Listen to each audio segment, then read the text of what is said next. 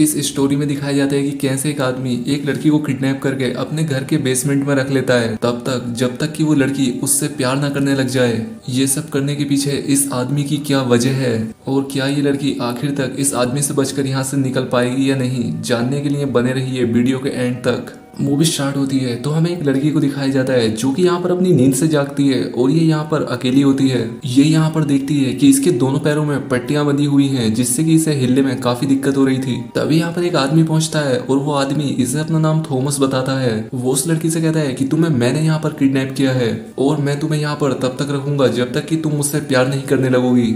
यहाँ पर थॉमस उस लड़की का नाम रूबी बताता है, साथ ही वो उसकी एजुकेशन और उसके माँ बाप का नाम भी उसे बताता है।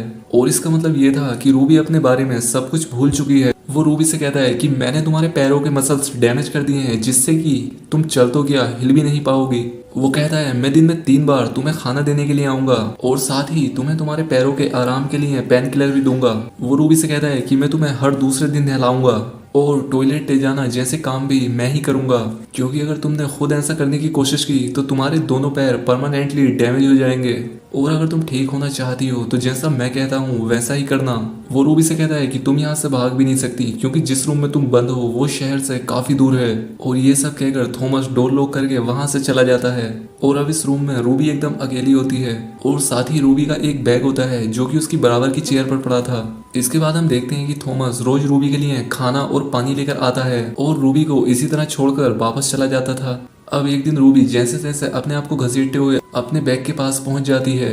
यहाँ पर वो अपने बैग को चेक करती है और यहाँ पर उसे उसका ड्राइविंग लाइसेंस मिलता है और वो अपने आप को एक मेकअप करने वाले छोटे आईने में देखती है जिससे कि उसे पता लग सके कि ड्राइविंग लाइसेंस में जो फोटो है वो उसी की है या किसी और की, लेकिन वो इसी की होती है। और तभी वहां पर थॉमस के आने की आवाज आती है। रूबी जैसे तैसे करके वापस अपनी जगह पर पहुंच जाती है लेकिन उसके बैग से एक बॉल बाहर गिर जाती है, लेकिन थॉमस के आने से पहले ही रूबी उस बॉल को अपने शॉर्ट्स में छुपा लेती है। इसके बाद थॉमस उस रूम में पहुंचता है और रूबी को जबरदस्ती पेन किलर खिला देता है और इसके बाद रूबी वहीं पर सो जाती है।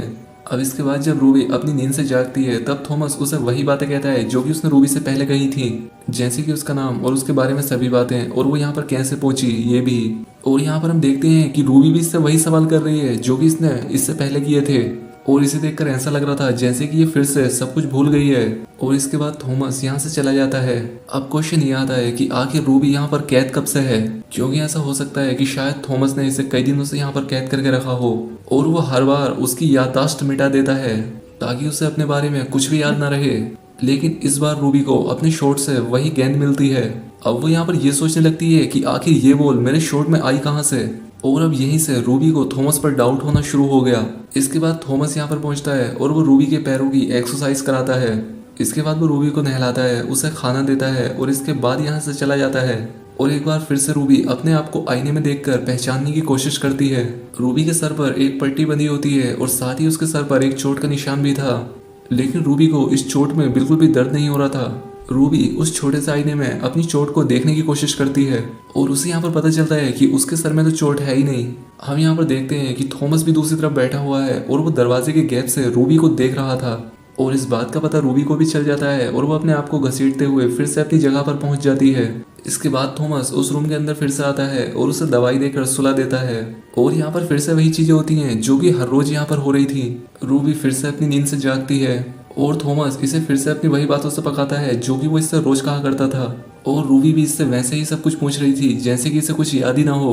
अब ऐसा कई दिनों तक चलता रहता है, लेकिन अब रूबी को उस गेंद की वजह से इतना याद रहता है कि वो यहाँ पर कई दिनों से कैद है। अब रूबी थॉमस से एक दिन और बात करती है। वो उससे एक पिलो, ब्लैंकेट और एक बुक मांगती है। वो कहती है मैं यहाँ पर अकेली बोर हो जाती हूँ। थॉमस खुश हो जाता है कि शायद ये मेरी तरफ अट्रैक्ट हो रही है और वो तुरंत वो सारी चीजें लाकर रूबी को देता है जो कि उसने इससे कहा था। जब रूबी थॉमस की लाई वो बुक पढ़ने लगती है तब उसे लगता है कि शायद मैंने ये बुक पहले भी पढ़ी है और उसे अपनी पुरानी जिंदगी की सिर्फ यही एक बात याद आती है। वो कहता है कि ये बुक तुम्हारे लिए एक ट्रिगर है जो कि तुम्हारे इमोशंस से कनेक्ट है। वो कहता है कि ये किताब तुम्हारी फेवरेट किताब हुआ करती थी और ऐसा हो सकता है कि शायद इस बुक से रूबी की मेमोरी वापस आ जाए और इसमें मैं तुम्हारी पूरी हेल्प करूंगा। और इसके बाद थॉमस वहां से चला जाता है। अगले दिन थॉमस रूबी के पास आता है और वो उससे उसकी फेवरेट कॉफी के बारे में पता करता है। वो उसकी फेवरेट कॉफी कुछ ही देर में उसे बनाकर दे देता है, जैसे कि उसे पहले से ही पता हो कि रूबी उससे क्या मांगने वाली है। अब रूबी को ये कॉफी पीते हुए वैसा ही महसूस हो रहा था जैसा कि इसे इसकी पुरानी जिंदगी में महसूस हुआ करता था। अब रूबी जब उस रूम में अकेली हुआ करती तब वो बुक पढ़ा करती थी। उसे उस बुक के पेज पर एक दिन कुछ अजीब लिखा हुआ दिखाई देता है और उसे वो मिरर की हेल्प से पढ़ने की कोशिश करती है, जिसे कि उसने अपने पैरों की पट्टियों में छुपा रखा था। उस बुक के पेज पर उल्टे अक्षरों में कुछ लिखा हुआ था जिसका मतलब था कि इसका विश्वास मत करना। अब ये देखकर रूबी काफी घबरा जाती है कि आखिर इसमें ऐसा क्यों लिखा हुआ है और थॉमस पर भरोसा क्यों नहीं किया जा सकता। अब शाम होती है और थॉमस एक टेबल यहाँ पर लेकर आता है जिस पर ये दोनों बैठकर डिनर करते हैं।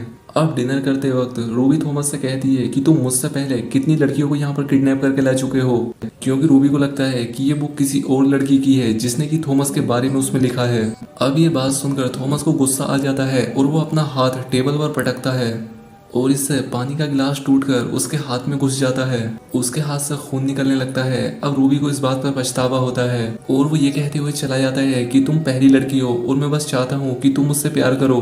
अगले दिन रूबी अपने पैरों की पट्टी खोलकर अपने पैर चेक करती है और वो पाती है कि उसके पैर एकदम ठीक हैं, बस काफी दिनों से एक जगह पर बैठे होने के कारण वो चल नहीं पा रही है। अब इसके बाद रूबी फिर से वो बुक पढ़ने लगती है और उसे यहाँ पर याद आता है कि ये सब उसी ने ही एक जली हुई माचिस की तीली से लिखा था और वो माचिस उसी ने रूम के एक ब्लॉक के पीछे छुपा दी थी। अब रूबी को उस जगह पर चेक करने पर उसे वहाँ पर बहुत सारी तीलियां दिखाई देती हैं और अब यहाँ पर उसका शक और भी ज्यादा बढ़ जाता है कि वो यहाँ पर काफी लंबे समय से कैद है। अब यहाँ पर रूबी सोचने लगती है कि आखिर ये इतनी सारी तीलियां इस रूम के अंदर आई कैसे। इसके बाद हमें दिखाया जाता है कि रूबी और थॉमस कैंडल लाइट डिनर करते हैं और रूबी ये तीलियां यहीं से चुराया करती थी।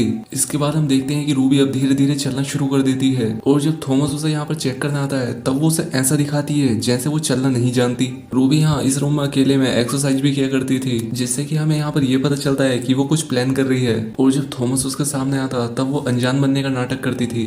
अब एक रात जब ये लोग डिनर कर रहे होते हैं तब थॉमस रूबी के लिए एक ऐसी डिश लेकर आता है जिसे खाने के बाद रूबी को अपनी पिछली लाइफ का कुछ याद आ जाता है, जिसमें कि रूबी यही डिश खा रही होती है और उसके सामने थॉमस होता है। थॉमस रूबी से कहता है कि ये शाम उनकी एनिवर्सरी इवनिंग थी जिस दिन हमने ये डिश ऑर्डर की थी। अब ये बात सुनकर रूबी को थोड़ा अजीब लगता है लेकिन वो कुछ नहीं कहती। रात में रूबी उसी रूम में लगी हुई 2 ड्राइंग को देखती है जो कि उसी ने बनाई थी, लेकिन उसे इसके बारे में कुछ भी याद नहीं था। अब रूबी हर रोज धीरे धीरे थॉमस के करीब आने लगती है, जिससे थॉमस को लगता है कि शायद ये मेरे प्यार में पड़ रही है। लेकिन रूबी तो वहां से अपने भागने के मिशन पर थी, लेकिन वो ऐसा कर नहीं पा रही थी। अब एक रात रूबी थॉमस के साथ उस रूम में डांस करती है और उसे उसकी लाइफ का एक पल याद आता है जिसमें कि थॉमस उसे शादी के लिए प्रपोज कर रहा था और रूबी ने भी उसे एक्सेप्ट कर लिया था।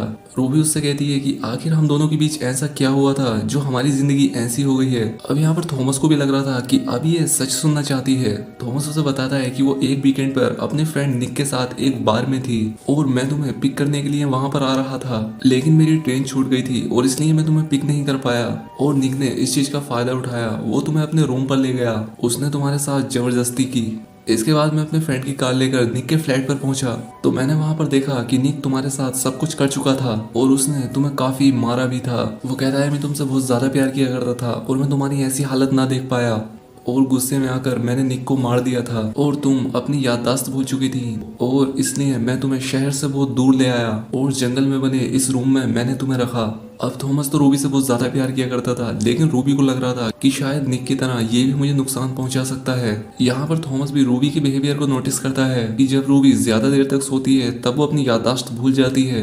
अब थॉमस धीरे धीरे रूबी की मेमोरी को ट्रिगर करने की कोशिश करता है, लेकिन यहाँ पर थॉमस ने एक ऐसी सिचुएशन को क्रिएट कर दिया था जिसमें वो रूबी के लिए धीरे धीरे विलन से हीरो बनता जा रहा था, लेकिन उसे ऐसा करने में काफी समय भी लग रहा था। थॉमस रूबी को सिर्फ 4 ही घंटे सोने देता था ताकि वो अपनी याददाश्त फिर से न भूल जाए। अब इसके बाद जब थॉमस को लगने लगता है कि अब सब कुछ ठीक है और रूबी भी सच सुनने के लिए पूरी तरह से तैयार है, तब थॉमस उसे सभी सच बता देता है। लेकिन रूबी एक कांच के टुकड़े से थॉमस पर अटैक कर देती है जो कि उसने अपने पास छिपा कर रखा था और वो जैसे तैसे यहाँ से निकलने में कामयाब हो जाती है। रूबी जब उस रूम से बाहर आती है तो वो पाती है कि वो एक छोटे से आइलैंड पर है, लेकिन वो देखती है कि वहां पर एक बोट रखी हुई है, लेकिन रूबी में अब इतनी ताकत नहीं रही थी कि वो उस बोट तक पहुंच जाए और यहाँ से निकल जाए और इसलिए वो वहीं पर बेहोश होकर गिर जाती है।